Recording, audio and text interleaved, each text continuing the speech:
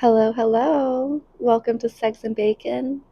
If you're returning, welcome back. Thank you for tuning in for the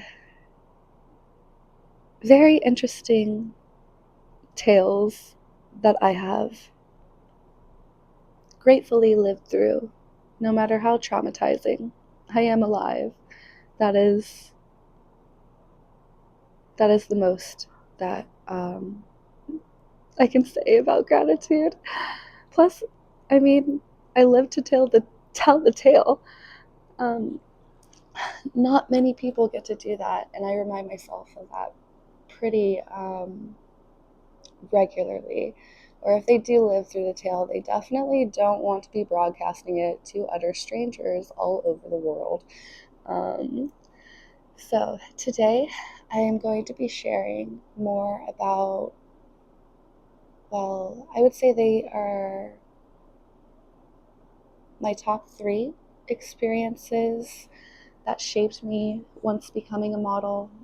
Um, One story actually loops back into my first round of escorting whenever I was about 21 to 23, even though technically it started on sugar daddy sites around the age 18, 19. Um, but I'm not diving into that part. That involves an entirely different story, believe it or not. So let's get started.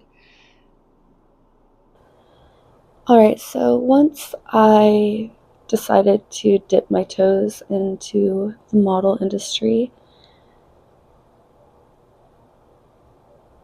it only took about a week on my own to get enough professional photos taken, and I was reminded by the instructor about a site that I had come across whenever I was 15, 16 years old, but I wasn't able to pursue what I ended up pursuing and have been pursuing in the modeling industry because I wasn't 18 yet. And within my first 3 weeks, I believe, I was contacted by a model who appeared to be female, and the model was female. That's not what I'm trying to say. Um, but she was also dipping her toes into becoming a photographer, which, if anyone knows about the modeling community, especially the freelance community, that's something that ends up happening when models have been around for a while. And this lady had been around for at least, I think it was like 5 or 6 years. It may have been longer. It may have been 8, if I'm remembering correctly on the dates that they mentioned that they moved down to Florida from Boone, North Carolina. And with their reputation, I took their or her message with a lot of, what is the word, flattery, which they say that there's a such thing as too good to be true, which whenever you have reputation like that, I really didn't think that she would be a predator in my story, and marking the first of many. Well, not the first. There was another incident before even meeting with this photographer, but it doesn't stick out nearly as much. If anything, it did open me up to taking their management offer whenever it came into my inbox. And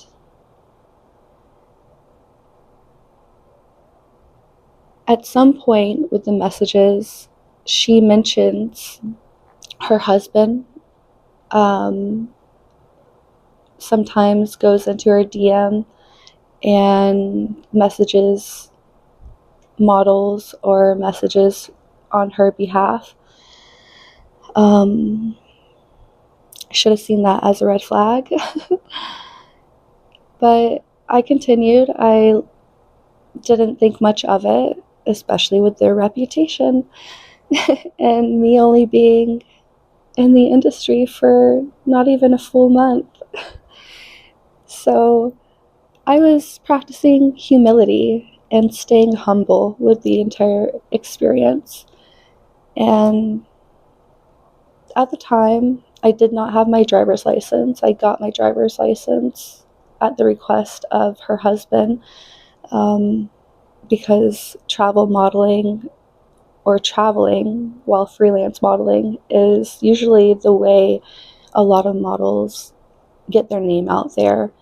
And it does really work. I mean, I was traveling all throughout Florida my first 2 months in the industry.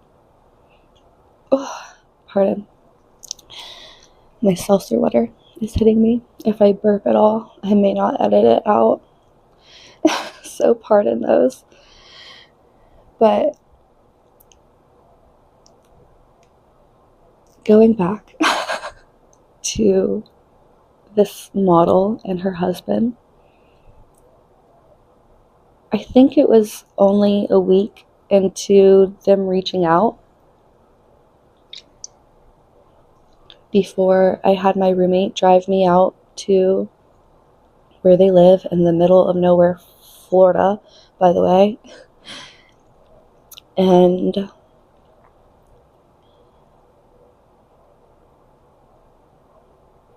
that's where I started to notice everything. But for whatever reason, I give off a very gullible and naive, has no clue what's going on type vibe. And it actually works to get knowledge. It doesn't really work in the sense of saving me any heartache or pain. But I do unveil a lot of hidden truths. And this man, as soon as they show up, I mean, he's giving the entire spiel on what he wishes, or not wishes, what he expects from models. And yes, I'm only really mentioning he because she was nowhere to be seen. She was going to nursing school or working as a night nurse or both. And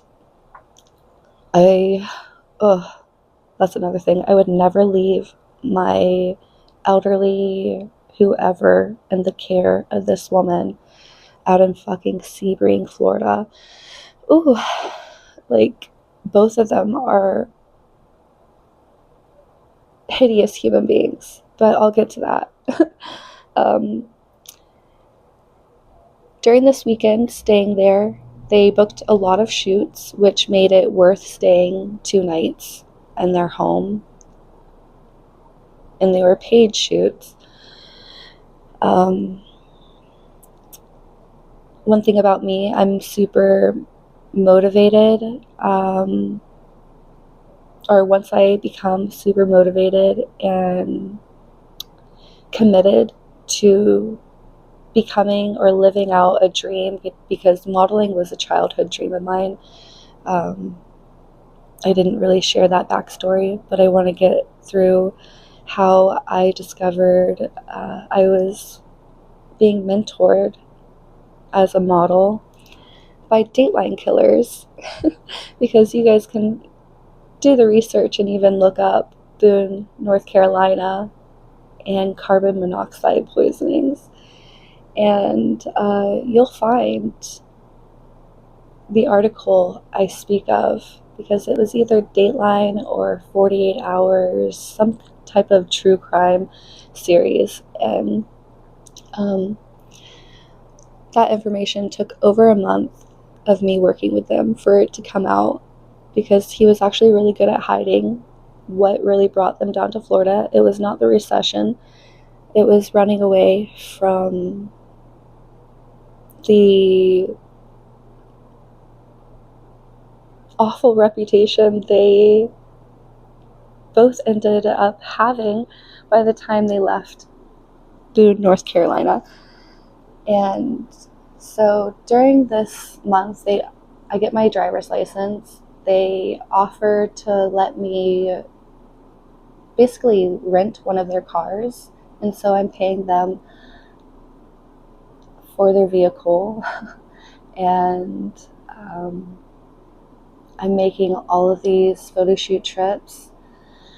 And this guy starts to, well, while I'm there, he exposes the entire predatory process of hunting and preying and scouting for new models who he can control. And as he's explaining why he prefers new models, it's because he can't control the others. He doesn't say that necessarily exactly in those words, but he does phrase it as the established models have egos, or they don't like to be told what to do because they already have their own way of doing things. And another red flag. So I get to watch him doing all of this as Lisa, or yeah, fuck it. I mean, they did what they did. The wife's name is Lisa, and his name is Damon. They can come sue me all they want. They did what they did.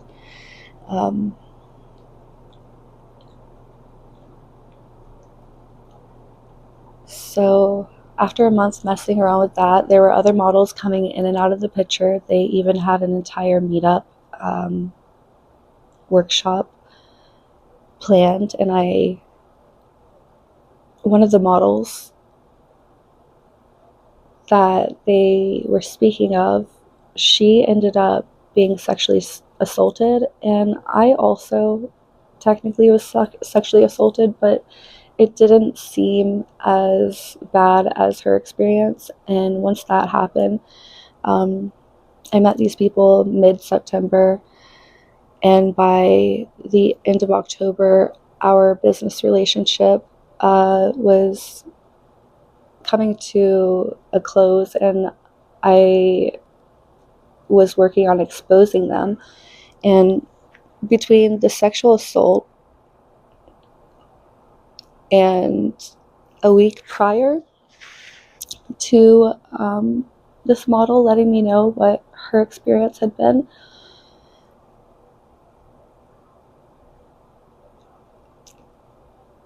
this guy would make up excuses just to have me come out all the way to Sebring. And this is whenever he messed up and told me the real reason he and his wife fled Boone, North Carolina. And it was because something hadn't been worked on the car that I was using. So they let me use a different car because they had multiple cars. And I was supposed to pick up that car, and I was helping with something with, I can't remember exactly what, but I was able to notice that the job that he mentioned was supposed to be done hadn't been done. And then he starts to go off into like this upset tangent on cutting corners, and this is what happens when people cut corners. And it led into, because I noticed how upset he was about it and inquired. And he opened up and was like, I know it's not a normal reaction, but a boy died in my hotel that I was running because I used to be a manager of these chain hotels. And it was something to do with some kind of equipment being stored right next to this room that guests were staying in. And at first, this elderly couple had passed away in their sleep together. They were old enough where there wasn't enough investigation done or tox reports to deem it a carbon monoxide poisoning. It took a month later for a mom and her 11-year-old son to stay in that room. And the mom woke up in the hospital to her 11-year-old son being, he wasn't alive anymore. He had died from the poisoning.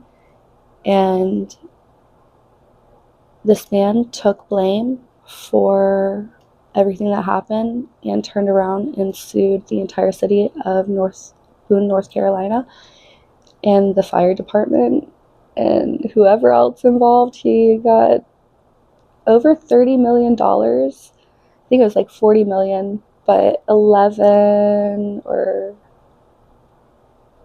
12 million of it, it's all online if you guys look it up, went to the mother of the son, because she was never going to get her son back. And that was the last time these people had ever really touched that money. It went into a trust. And when meeting them, other than them having 3 cars, they lived in a trailer. Like, it wasn't the fanciest of living. And, well, once everything came to light, he shared that. I was kind of stunned. I didn't know what to do with the information. Then within that week, the model had come forth with her sexual assault, and I was like, yeah, the lies just keep unraveling. And well, instead of dropping off their vehicle to them, I had it towed with the help of another model and photographer who also had issues with this couple, because what they call the husband is a suitcase pimp. The wife did not want to go on any photo shoot. She hated it. She didn't even get to keep the money. It went straight towards her husband, and that dynamic is toxic as fuck too. She was the receptionist. He was married and managing the hotel and running the hotel. They had an affair. She ends up knocked up, doesn't even care about the kid enough to give him her last name, picks the last name out of a phone book. They tell me this story, by the way, she does. And then he just sits there full of regret that he ruined his first marriage with his original family and his son, who is in the Marines. And I mentioned that they haven't really touched all of those millions. Well, right as I was sitting with the model and photographer separate from the other model that had been sexually assaulted,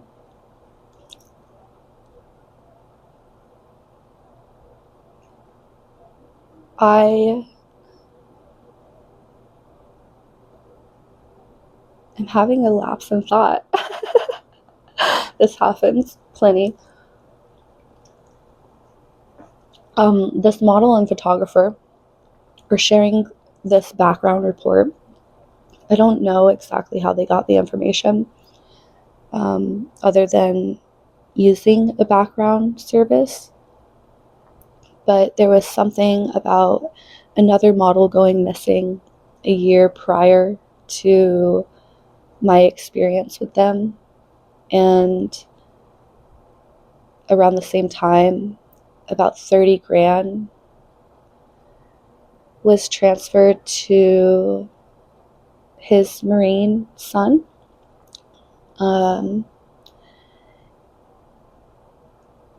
And this is significant because where this son trained for the Marines was in the Shenandoahs.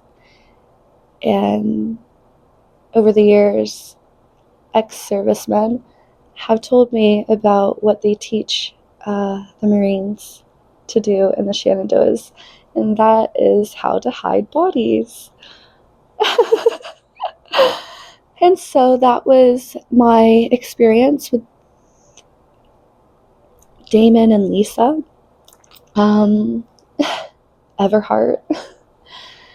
Make it super fucking easy for you guys to look them up. And Damon Malatier is his last name. Definitely worth looking into. Still can't believe sometimes that that was such a close call. And along with towing their vehicle back to them, because there was no way I was going to break this business relationship in person, when knowing the facts that I knew, I had other models, along with myself, reach out to more senior models who had blacklist and a reputation of outing people in the industry, and they made it very public about the shit Damon and Lisa were pulling in the community. And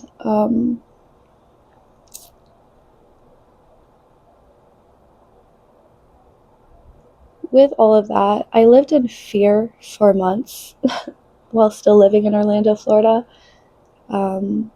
Even after moving back, I don't really feel it now, even though I am very openly, globally sharing the whereabouts of these true crime, I don't know what to call them, like these true crime offenders.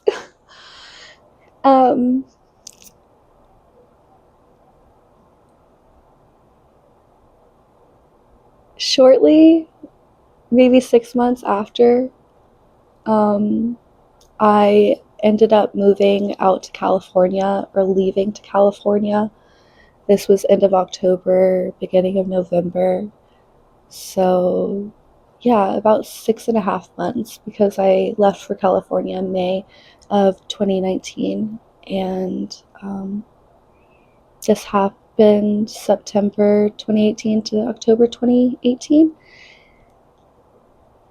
After that incident, I also did not stay home for more than 2 to 3 weeks. I was always going somewhere different state, everything. Even though I'd just gotten my driver's license, I taught myself how to drive in a car rental that was not in my name. It was in my roommate's name. God bless him. For everything he went through to get me to the point of financial freedom and freedom that only I could give myself. And I would use his car as well throughout Florida, but there was a month after I got my driver's license, I did a trip up to Tennessee and then right back down, and in the same week went all the way back up to Charlotte, North Carolina, and then back down, hit it like Charleston all the way down too. And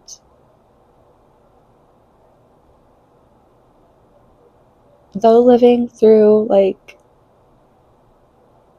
a phase of always having to look over my shoulders, because these people had a lot of money and they had the tools to use against me if they wanted to. and still could. But this pushing me to go to California is where I ended up going through another string of crazy events that dumped me in California, that I met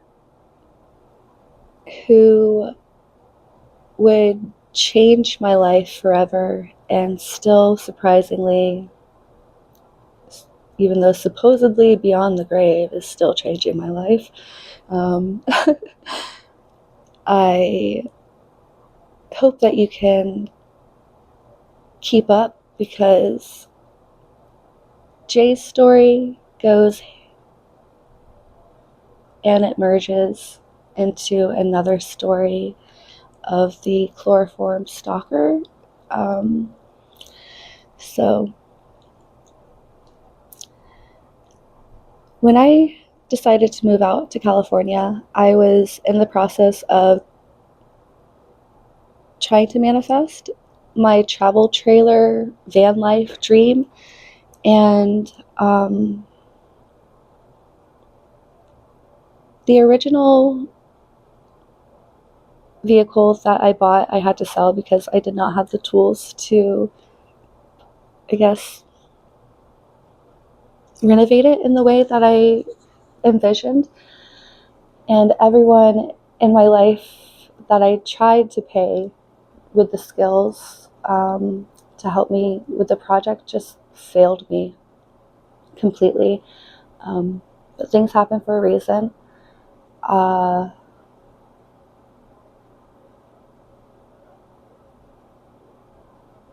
There was and has always been a draw to California, especially Los Angeles. And so I had my roommate get me a car rental for 2 weeks.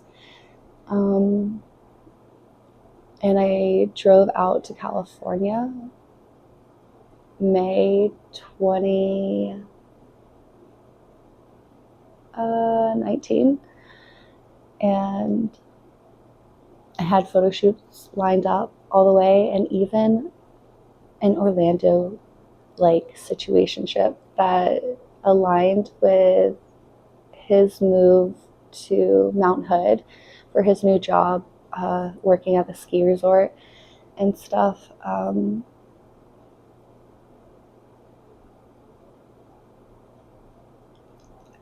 I met Jeff on my second week in California. I had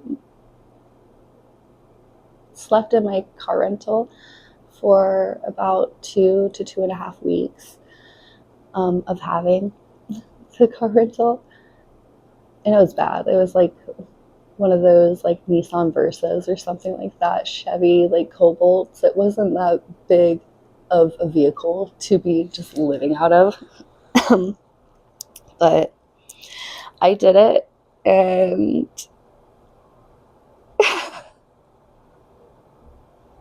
once I met Jay, I was able to stay at his house in the guest bedroom in the East Wing, which would turn into my actual bedroom from, May 2019 till August 2021.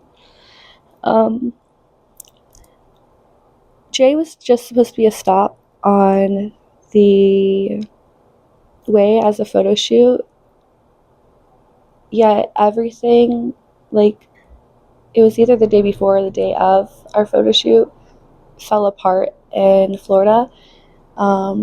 I was coming up, force extended on my third week with the car rental, and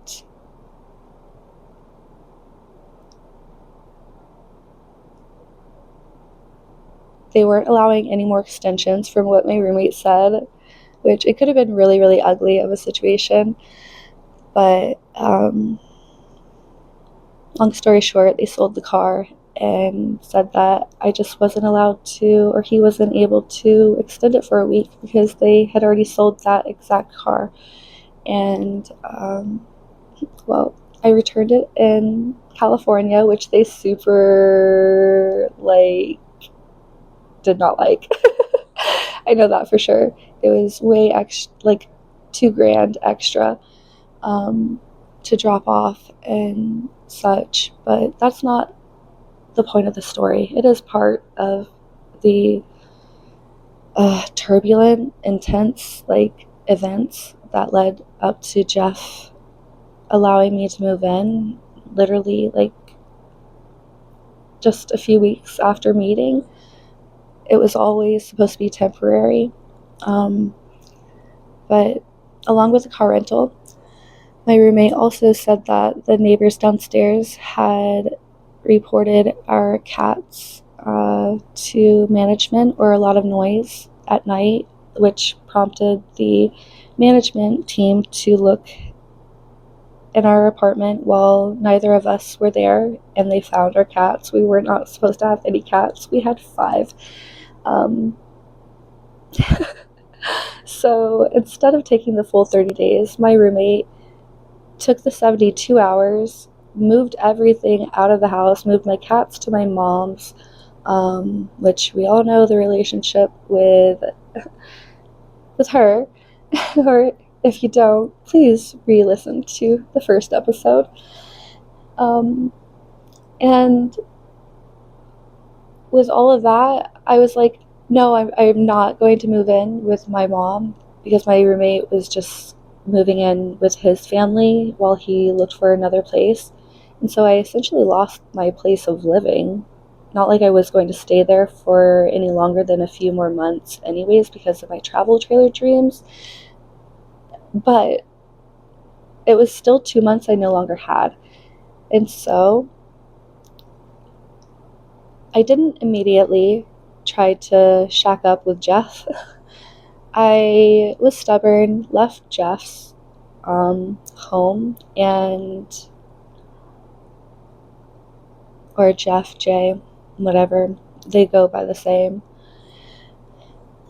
But I left his place, went up to Mount Shasta, because that's really why I wanted to go out to California at this point in time, was to experience the vortexes up there and whatever the shamanic energy had to offer. And he happened to know a shaman, connected me with a shaman.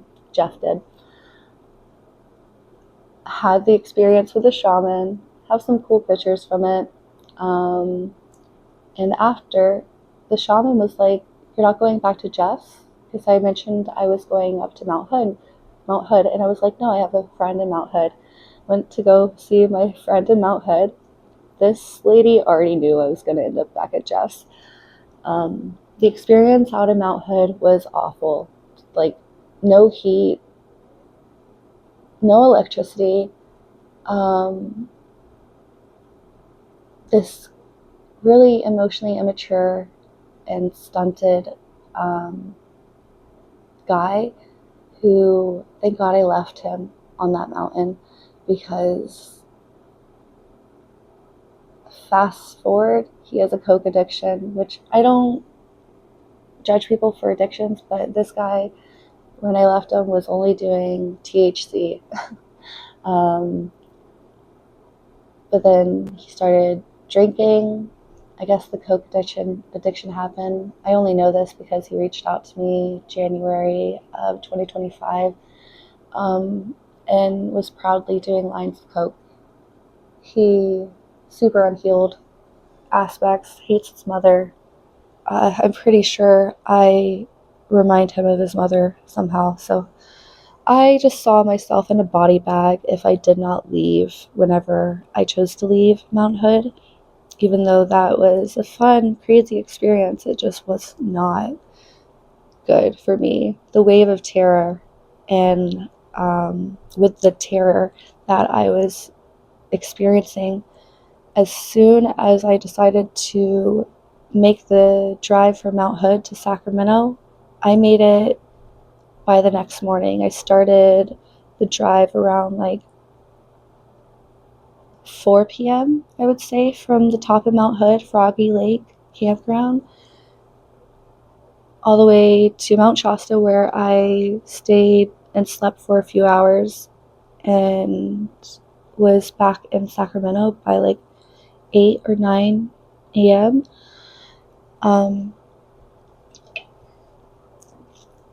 Also returned the car rental, and Jay offered for me to stay there for a bit. At the time, I didn't fully move in. I wouldn't actually call myself moving in there or decorate it in my way until November of 2019, when I was being warned by my family about death threats or impending danger if I did come back to Florida, pertaining the couple in Sebring. But I listened to them whenever my parents, or not my parents, or family, after all the years of instilling fear, I really didn't have anything to worry about. But I told Jay about it. He offered to let me stay there. I had been also from May to March 2020. I had been visiting Los Angeles every month, staying in hostels, and sometimes the photographer would leave me a hotel room. Very, very minimum cheap living. I mean, I originally came out to California in that car rental with maybe $250 in cash and made it from there with photo shoots and just doing whatever it took to survive and live out that dream. And at a certain point,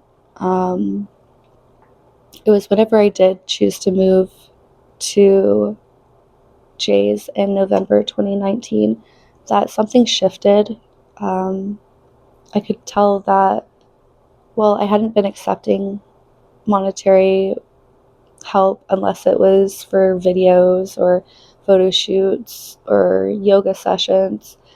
And it did continue that way, but he ended up helping me financially more and more. And by the time December and came around, by the time December had come around, I noticed that he wasn't a huge fan of me leaving and going to LA. And that's fast forward his control issues and manipulation issues. He has a lot of money and had a lot of money. He did not want to fund my time being in LA. He knew I needed to be in LA. Instead, he funded every other activity besides that, like buying me a truck at some point, because I had found my travel trailer while doing a photo shoot in Oregon. I found the travel trailer June 2019 because I had a photographer I would do death fetish videos for. And despite things not working out with the guy in Mount Hood, still visited every month from June, July, and August. And then again, whenever I went out to pick up my trailer in March 2020, because COVID broke out too, and there was no way to enjoy Los Angeles or any of the cities, for that matter, for what they had to offer. So, though I had a room set up at Jeff's place, I was having night terrors, and it started, I would say, well, in November, there were some chloroform fetish videos done with a traveling model. It's literally her thing. And so I fake acted for that, and I started having night terrors probably around then, November, and then into December. And whenever I went out to LA, I was subleasing from a model, and I was aligned with this photographer, an agency photographer from New York City. He would visit New York, Miami, Los Angeles. He was in town visiting his family, while also creating. And so he offered a trade shoot, and upon meeting, the first thing this photographer says is, "Have we met before?" And at the time, I had so many things going on in my life that year that it didn't really dawn on me completely, even though the first thought I had was, there was that client whenever I was 21 in New York, that saw me like twice in 1 week, and he was supposed to see me a third time, and that was in my head, and I was like, nah, that can't be him, because that guy had also had more weight on him and looked different in a way, due to the, I guess, weight difference. And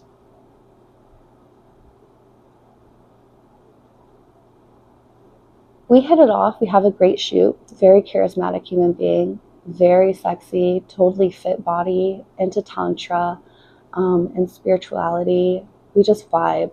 And towards the end of our photo shoot, we did sunset on top of the Hollywood Hill Mountains. And it was such a clear day. It hadn't been this clear my entire time visiting LA throughout 2019 as it was this day.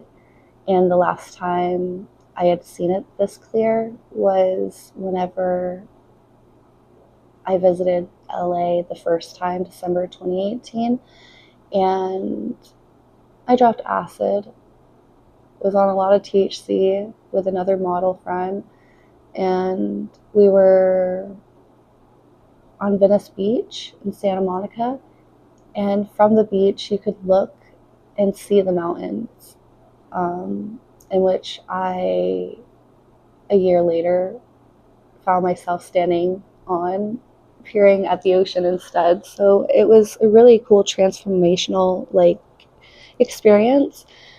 And this guy, he was someone I totally would have dated. So I invited him. We went to dinner, and I invited him to Vegas because it was my first time going to Vegas. I was too afraid of going alone, afraid that something bad was gonna happen. Uh, Spoiler alert, he was the bad thing. Okay, so during this time, I was practicing conscious celibacy, and I knew that I did not have anything crazy going down there. So the first week of January, I believe it was the 7th till the 11th or something like that, or the 9th till 11th, because it was a 2-night weekend. I had flown in and I had a photo shoot, and so I met him at the hotel. He was late. I had already checked in. We went to dinner and had a lovely time, and I gambled some. It was very flirty, but I wasn't going to put out, and he didn't really seem like he was pressuring either. And so that first night, I went to bed before he did. He was working on his laptop. I remember waking up in the middle of the night thinking it was weird that he was closing the blinds, or that's what I thought he was doing. But in my memory, all I recall is seeing a shadow come to the left side of my bed, because he was the right bed nearest the hotel door opening, and I was nearest the windows. And, well, I had a few surgeries in my past, and I actually enjoyed the feeling of anesthesia. And so this feeling that I felt was extreme horror as I saw like the shadow of his or figure, extreme horror, forcing myself mentally to go into this safe space in my mind that I created through like hours and years, months meditation. And this moment would also be the moment that I stopped connecting to that place, stopped being able to meditate in such a transcendental way because of the place that I took my soul while my body was going through whatever it was going through. It was 2 nights, guys, and if anyone knows much about chloroform, it gives you amnesia, so you don't remember things right away. And by the end of this trip, I thought that I had started my period because of whatever roughness was going on. I still don't know if it was just him or others. We'll never know. But fast forward like 2.5, 3 weeks later, I end up going through a gastritis flare up for almost 4 days. I couldn't eat or keep anything down fluid wise. And I went to the ER. They ran all of these tests and asked if I could be pregnant. And I was like, no, I've been practicing like conscious celibacy or abstinence, whatever you want to refer to it as. And they did STI test, I guess, along with a pregnancy test. And I came back positive with chlamydia. And the night terror started to make sense. This guy also kept tabs on me weirdly, always asking where I was or saying, literally, it's hard to keep track of you. And it was all by design already with the Dateline killers, but he really enforced it. So once I came back from my sublease in LA, I still had a hard time differentiating whether Jay had hurt me or if it was this photographer or what had happened. And I ended up calling, well, not calling at first. I ended up posting right around the riots breaking out June 2020 in LA and Salt Lake City. Every city had a curfew. So I was outside of LA in Santa Clarita, and I posted that I would be in Salt Lake City by the end of the week taking photo shoots, and St. George, Bryson Canyon, or Bryce Canyon, whatever. And my second day with the photographer that I was shooting with in St. George, Utah, Bryce Canyon, we were on our way to just look around the national park. And as we were sitting in front of the gas station where I was parked at and the photographer was also parked at with their trailer, this BMW with California plates pulls up, and I shit you not, it's him with a model in the passenger seat of the car. And from this interaction, I don't know if he noticed me, I noticed him, but we stopped at 2 fucking spots in Bryce Canyon, side by side, acting as if like he didn't know that it was me, or just weird ass shit. And so a week after, I call him and I'm like, are you the guy that hired me as an escort in Manhattan back in August, September of 2016? And he immediately shuts it down and is like, no, I've never been a part of that world. Never talked to him again. It took 6 more months to go to the Vegas police and file a police report. Now there's a paper trail. He hasn't fucked with me since. Come fuck with me now, hag up. please.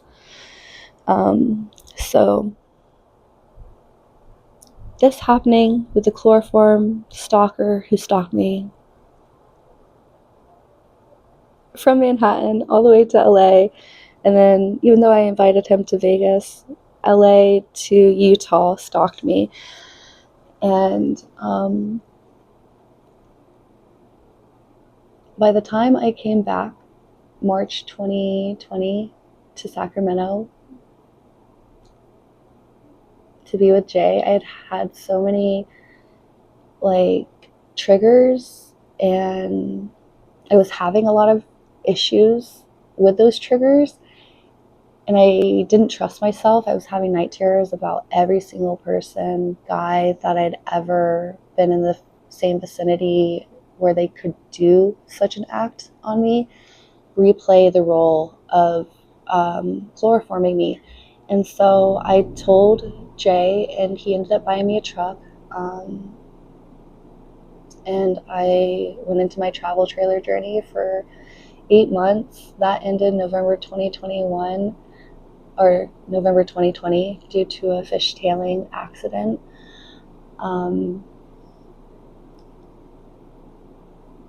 And by January 2021, I started traveling internationally because there was no way that I could stay at Jay's more than a week or so, and he didn't necessarily want me to be there for more than a week or so anyways. So he funded Cabo, Brazil, Egypt twice, Haiti. What else? Well, yeah. So, back to Jay. At some point while living with him, before all of the shit happened in LA with the chloroform rapist stalker, I was doing yoga sessions for Jeff in exchange for financial help. That stopped afterwards once I returned in March 2020 because everything was different. I was a different person after everything I had rediscovered and experienced. And let me backtrack and say, if I hadn't gone through the second time with Hagel, I would not have remembered the first time, because he did see me a third time that week in Manhattan. I just don't recall seeing him. I recall waking up in my bed in Manhattan in 2016 to me laid out on the bed with my legs hanging over the side as if I was sitting grounded with my feet on the floor, and suddenly just my torso was back with my arms spread out to side, and my hotel door room was cracked open, and I had no cash in my wallet, which I was able to deny anything happening, even though that was my first thought. I denied it and went on with my life, even though that incident triggered me leaving the first time by February 2017 because of the lack of ability to know why my body and my mental health was crashing and the manner that it was crashing. Because the body keeps score and the body does know. And if you've ever known someone to go through date rape or being chloroformed, drugged, any of that, there's this feeling of heaviness, especially when things have happened, of like knowing but not being able to remember or recall what actually happened. So back to Jay.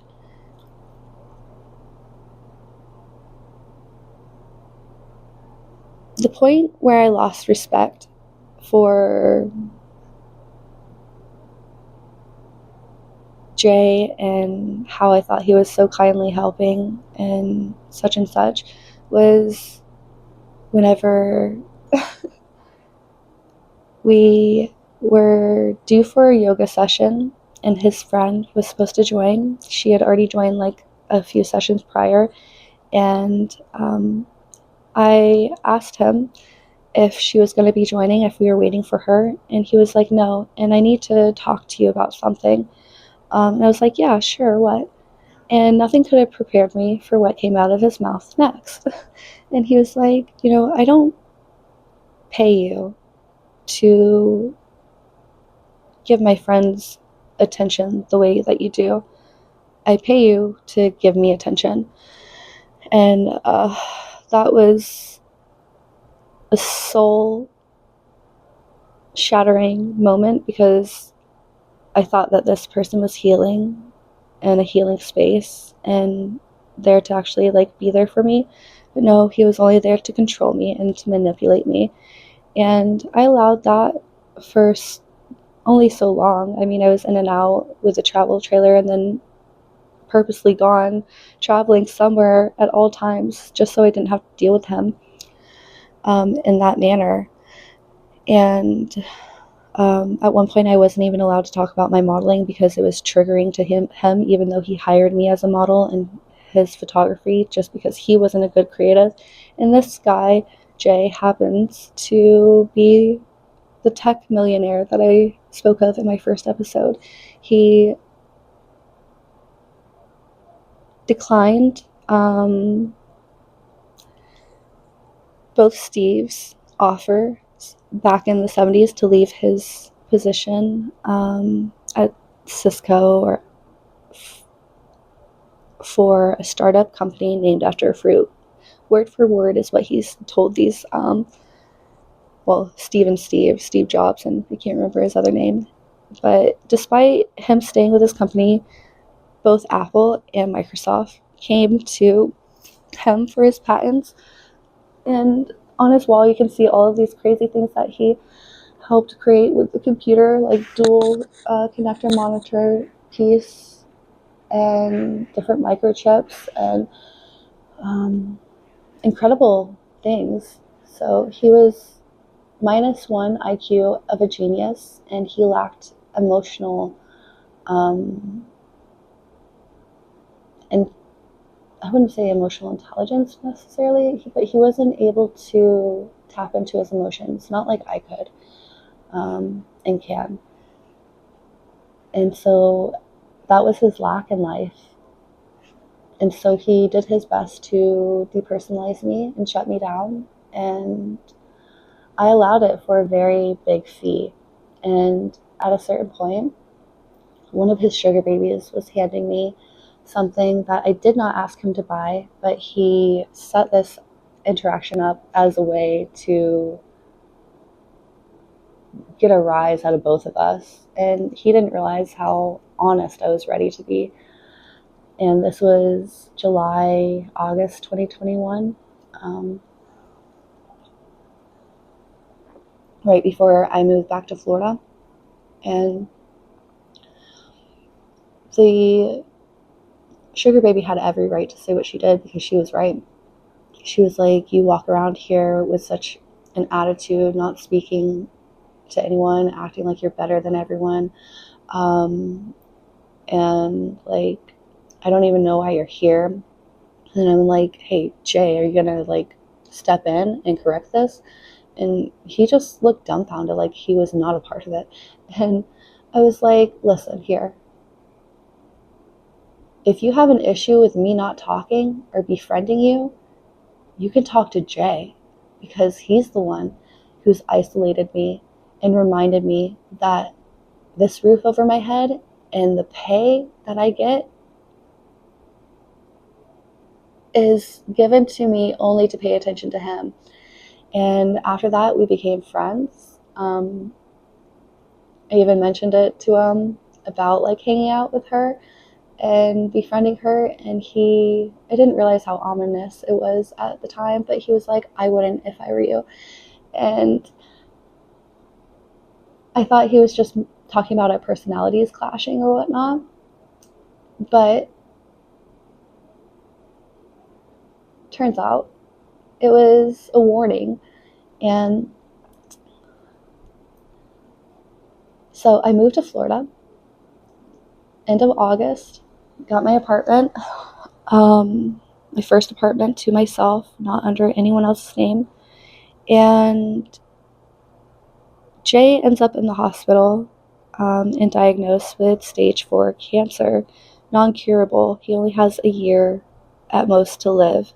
And so I do believe that he went through the chemo, and I even picked him up, dropped him off at chemo because I would visit here and there. A year later, September 2022, his sister texts saying that he's in the ICU, not doing well.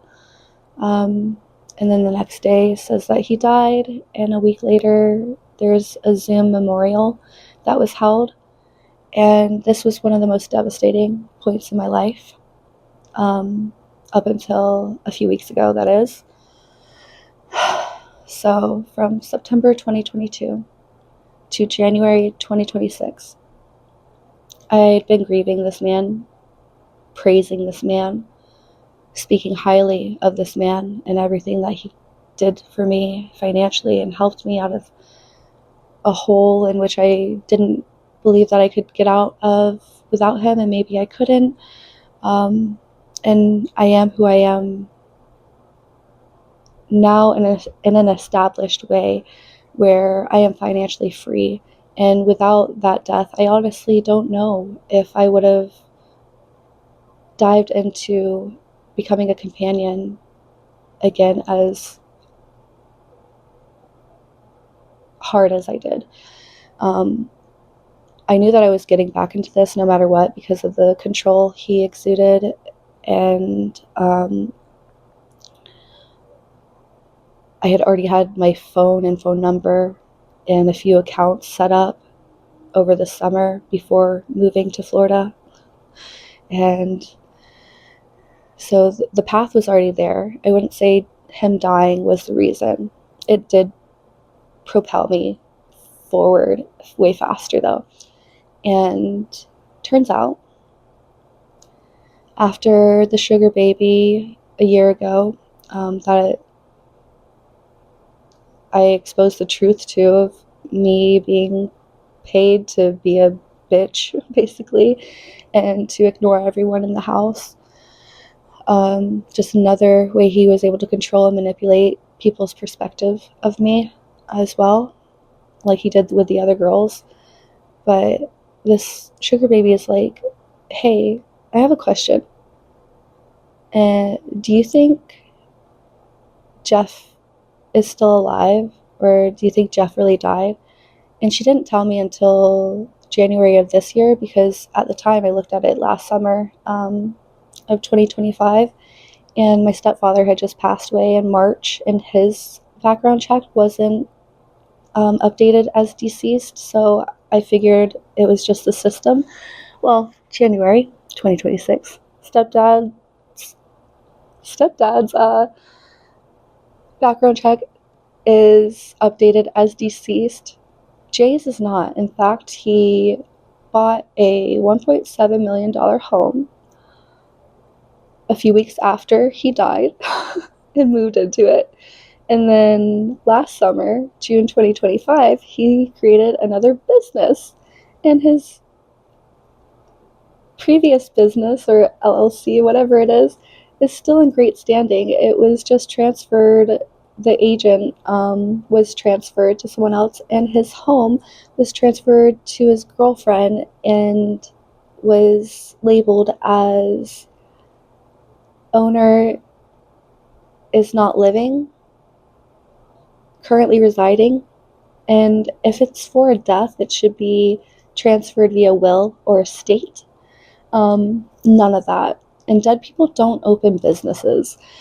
So, all 3.5 years of, well, no, because I mourned all of it as soon as he got his diagnosis. Despite how I felt, well, he got exactly what he wanted. He wanted to control the narrative. He wanted to control how I thought of him, because if he hadn't faked his death, then I would be saying exactly what I'm fucking saying now for the entire 4 years of being moved out of his place. Now I have to backtrack and be like, hey, you remember that guy I said, like, I wished, like, I could manifest another one of him, or I wish he hadn't died, or blah, blah, blah. Well, he's alive, and I take back everything I fucking said. And, well, there's that. Sorry to leave you guys off on a cliffhanger, but it's literally all I have left, and no editing this time. I'm just gonna put it out there. I over edited my first episode, which it had to be put out there too, but those have been my top 3 crazy experiences as a model, despite having amazing experiences throughout, in between, and I mean, I'm not done living. But those 3 experiences also shaped who I am as a model, shaped my perspective on who I am and how I show up. It really brought to an awareness of how my childhood really did manifest some crazy, crazy external experiences that all have the same themes of control, manipulation, and deception. And when you unmask people, people tend not to like that. And people tend to like to live in a reality that they have complete narrative over. And finding out that Jeff faked his death, it was a story. It was and is a story of soul reclamation, because every moment I spent out with this crazy human being, I felt like I was selling my soul. I was chipping away at who I actually am and am capable of being. And Jay, he paid for the ability to do so. And selling your soul, it doesn't happen all at once. And reclaiming it doesn't happen all at once either. It has taken years of believing the deception and not allowing what nagged and nagged and nagged on me to be pushed to the side any further, and trusting the universe to align me with the place and time that I am most able to utilize the truth being uncovered.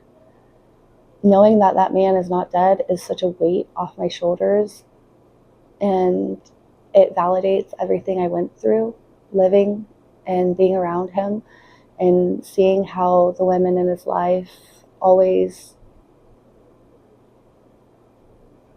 were going through something, almost like an evil eye or a trauma cycle in which he paid to keep you in. And if that's not soul selling, I don't know what is. I hope that you guys enjoy this very long episode. And I look forward to dropping my next episode. Not sure what it's going to be about, but I sure know it's going to be juicy. And I hope that in sharing these messages, someone can relate, whether it's less drastic of a relation. I'm here to see you and to hear feedback as well. Leave comments, please. Follow my Instagram, my TikTok. I forget what else there is. But find me, because I'm here to hold space, as you all have done an excellent job at holding space for me. Have a blessed one. XOXO, signing off.